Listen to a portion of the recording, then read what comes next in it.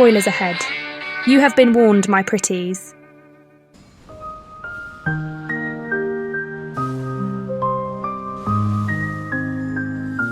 Oh, say, can you see that perfume sparks is broken? Please abuse it till you beat the game before it's nerfed, and you'll start screaming at Raiden's holy light. Such a glorious, unbalanced fight. What was Miyazaki thinking? Balanced Team Doko. Where's love in all of this? I miss my old Nihil.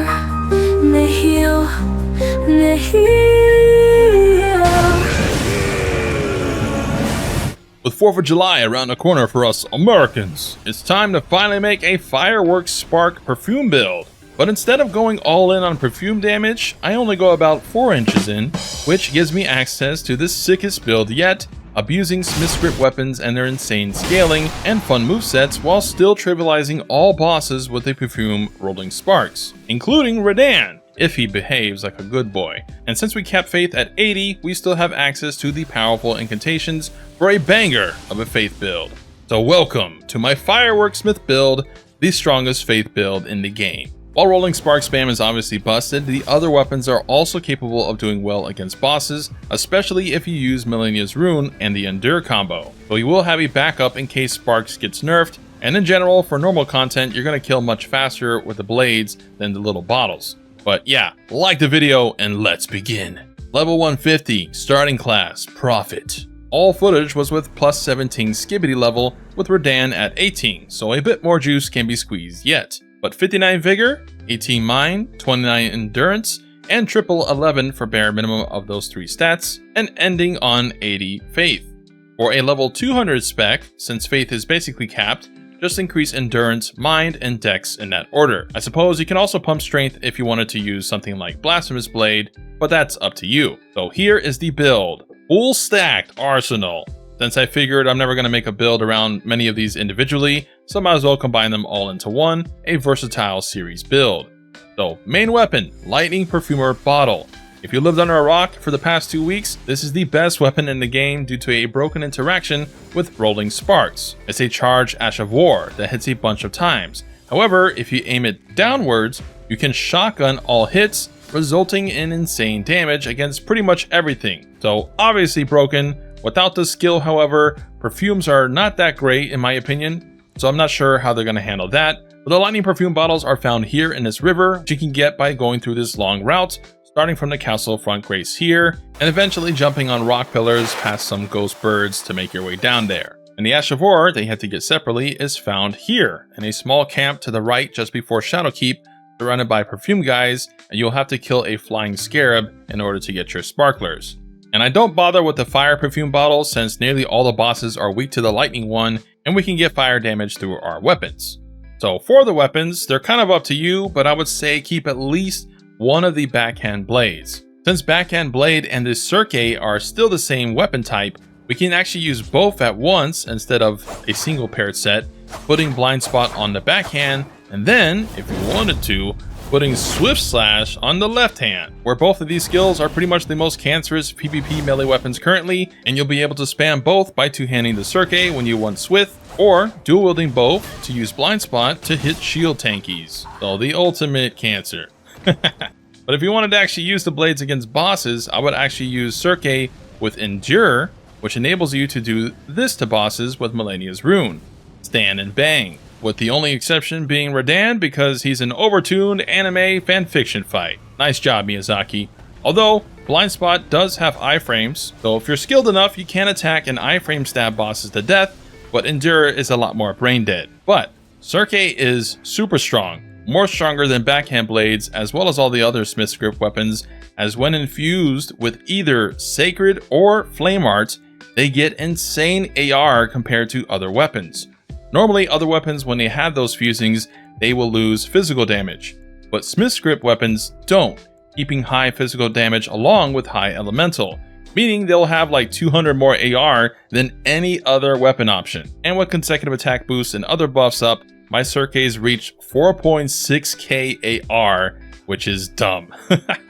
So if you had to choose one, use the Cirque. It might be fixed in the future, but for now, game on. But the backhand blade's reverse script moveset is sick, especially the running attack, which lets you continue running even after attacking, resulting in fast level clears. But because I have two options, I put Sacred Infusion on my Cirque and Flame Art on the backhands. But if there is a fire resistant enemy, I can simply swap to the Sacred one without needing to go to a Grace to swap infusions. But backhand blades are found here at the very start of the DLC area, and Cirque is found in this dungeon downward from Morth Ruins at the very end of the level near a golem near a waterfall after lowering the second door. Next, throwing blades, daggers. Again, with Flame Art or Sacred, these have relatively high AR, but this weapon, aside from the Claws of Night, are the only weapons that get the new Ash of War Scatter Shot that fires a bunch of projectiles and does a ton of damage. So whenever I need an AoE without relying on spells, I just use this. But do keep in mind that with Scatter Shot, to deal the most damage, you want to be point blank. But the throwing blades are found in this dungeon here, while the Ash of War is found here by killing a silver scarab on a wall, and to get here you will have to take a long route from the Morth Ruins upwards towards a waterhole into a cave system that eventually takes you to the Grace near the Ash of War. And finally, the second left-hand weapon is the smithscript shield. Totally optional, but totally toxic in PvP too. This has a Ash of War called Discus Hurl that only costs 3 FP, which is nuts, and it throws the shield Captain American style, fitting for 4th of July, which can go super far, easily picking off annoying enemies like the goblins with ease. However, these are bugged, where they gain whatever buff you have in your right hand on the shield as well. So you can technically have a weapon with Royal Knight's Resolve in your right hand, buff, and then spam the disc throw, which just got a 80% damage boost for free and retains that boost until the Royal Knight effect wears off. So definitely bugged. However, even without that, it still two-shots some lesser mobs at plus 25, so still a solid shield without it. But otherwise, yeah, not needed for the build. I pretty much don't use it too much, but it is found in the Telu Ruin Forge, right near the Scattershot location for easy double access. And for a seal, we have the Erdtree seal, since it scales the highest at 80 faith, found in the base game, I think Atlas Plateau. Whew, okay. Armor, helm, the cursed Hornset helm. This helm gives you plus 5 dexterity, but lowers your flask healing amount by 8% or something, which is irrelevant since we either 2 to 3 shot a boss with sparks, or we have Melania's Rune and Swaddling Cloth to heal ourselves along with our healing incantation, so the downside is whatever. But this does get you to 16 dex, which enables you to actually use the weapons, so it's mandatory. You can get this by simply farming the cursed Cirque wielders, but make sure to equip a silver scarab talisman when doing so to increase your chances at getting it. And for the armor, it is up to you, but optimally, rhaksasha gives you the most damage, 2% damage increase per piece, but you also take 2% more damage each piece, so double-edged sword. Otherwise, go for fashion, or maybe go with the Death Knight set to increase Dragon Cult incantations. But Rhaksasha has gone from being Rhaksasha Ghost in these mausoleum things, which can be found here, which is accessed by going through Shadowkeep, the sewer section, attacking a hidden wall, and eventually reaches a big lake with the fire giant, go past that, and eventually arrive at Rhaksasha. Talismans. Since we have so many weapons that have different setups between the sparks, the weapons, the faith stuff, I'm just going to give you the setups for each category. So for sparks, you want Perfumer Talisman, increases sparks damage. Godfrey's Icon, rolling sparks is a charge skill, so that's damage boost there. Alexander Shard, it's a skill, so more damage. And finally, Lightning Scorpion Charm. Since we deal only lightning damage, this is more damage, but you are going to take more damage when having this. But I mean, yeah, don't get hit. Easy clap.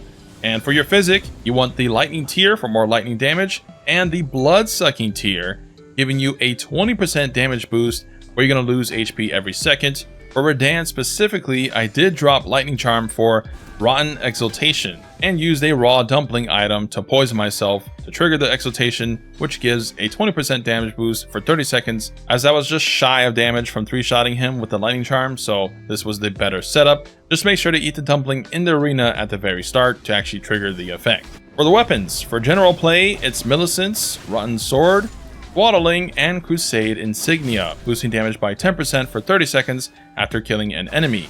So easily active for most of the area if you go enemy to enemy really fast. But if you wanted to focus on Scattershot, Throwing Blades, or Discus, you would drop Swaddling for the Smithing Talisman. to enhance weapon throwing attacks, which also affects the Cirque's R2s, since Cirque will throw its blades when using R2s, since it's a smithscript weapon. And for bosses, you get rid of Crusade Insignia and use Shield Talisman or the Great Shield Talisman to take as little damage as possible. Although, if you do go Shield Talisman, do not use the blood-sucking tier since it'll activate and then deactivate constantly, which means it might not trigger whenever you get hit. But the other tier should be the Spiked Crack tier for consecutive damage, or a defensive tier like the Crimson Bubble tier. And basically, when you fight a boss with the Cirques, you use Endure every 3 seconds and just spam your basic light attacks and deal a bajillion damage while gaining your HP back. Just remember, to do this, you will need to activate Millennia's Rune with a Rune Arc every time in order to gain that healing effect. So if you die, you will have to reactivate it with the Rune Arc. And the last talisman setup is for Incantations. I don't really use a lot of them since the weapons are just way stronger, but this setup is used for the Pest Thread Spears, using both Phlox talismans for incantation damage, Godfrey's since it's a charge skill, and either the FP Restoring Dew talisman or the new Cerulean +3 talisman, since with those you get enough FP to do 5 to 6 casts instead of 4 to 5. But if you're going to use the lightning incantations, then you're going to want the lightning scorpion charm. So yes, it is pretty cumbersome with all the changing around, but I'm just giving you the optimal setups if you wanted to do maximum damage for each setup. But for the blood-sucking tier, you're going to want to kill the golem in the big lake near the castle from the same route on the way to Rhaksasha, where you need to climb the nearby ruins and toss a hefty furnace pot, which you have to craft, onto its head, which starts it up, and then you kill it like normal, which with rolling sparks, you just spam that at its feet and it easily destroys it. And finally, spells. Golden Vow, damage and damage negation boost, and then Howl of Shabriri, only used for the sparks and spell spam, of which most of the clips I didn't actually have it active since I incorrectly buffed, which apparently any body buff overlaps this, so when using this, you're gonna only use Golden Vow and then this, and if you want the Blessing Boon Incantation, which will heal you over time, but do not use any other buffs besides these if you want this damage boost. But Howl increases your damage by 20%, but you're also gonna take 30% more damage, so Glass Cannon Incantation. Because of that, I never use this for the melee stuff. Instead, for that, we have Flame Grant Me Strength, which increases our fizz and our fire damage by 20%, so really good with the Flame Art Infusion. Then we have our Healing Incantation, which stacks with Howl and all the other stuff, which is nice for counteracting blood-sucking tears downside a bit, and is great with the vampire combo. And the rest are all offensive spells that are kinda up to you, but the big one is Pest Thread Spears. This is your big enemy killer where if Sparks does get nerfed, you're going to still have this dealing over 10k damage to dragons per charge cast. And what's cool is they can ride your horse while casting it, so it's super safe where it's allowed. But you can find this in the rotten area just before the centipede boss, or the back in the ruins near the Grace. And for the other stuff, you have Ancient Dragon Lightning Strike and Lantiak's Glaive. Glaive is really nice for AoE clear against a group of enemies, and Ancient Dragon still is capable of melting big bosses when set up right. Then they also added Knight's Lightning Spear, which is a new spell that does one big bolt followed by some extra projectiles for some solid damage. And lastly, O-Flame is just a nice fast fire option, but otherwise, whatever is up to you. And yeah, that is the Spark Smith build. Hope you guys enjoy it.